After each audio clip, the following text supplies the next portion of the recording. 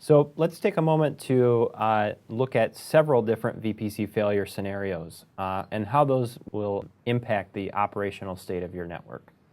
So the first scenario that we're going to look at is half or an entire vPC channel fails to a particular switch. So in the event that this switch loses its connection to vPC switch 1, there'll be no impact with vPC or the vPC peer keep alive link failure. There's no impact with the supervisor failure or ISSU. When a vPC channel member fails, traffic is rehashed over an existing member.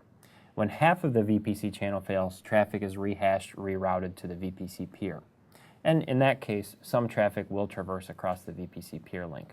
So just to give you an example, if this link were to fail here, we would be forwarding traffic across the vPC peer link to the vPC peer and then ultimately down to the destination in the event of a failure.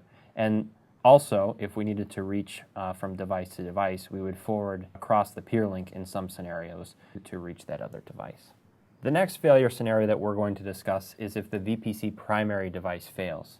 So when the primary switch fails, traffic is rehashed and rerouted to the vPC secondary switch. As I mentioned earlier, vPC peer switch can be implemented to eliminate STP convergence. So we see the primary switch fail here. STP route flips over again if we're not leveraging vPC peer switch. With no vPC peer switch, there is some convergence from an STP standpoint. And now traffic is completely rehashed or rerouted over the vPC secondary, and the vPC secondary now becomes the operational primary. Now let's look at what happens if the vPC peer link fails. If the vPC peer link fails, the secondary vPC peer suspends local VPCs and shuts down SVIs of VPC VLANs. Single home devices connected to VPC secondary devices will be isolated, again, unless you're using orphan port suspend.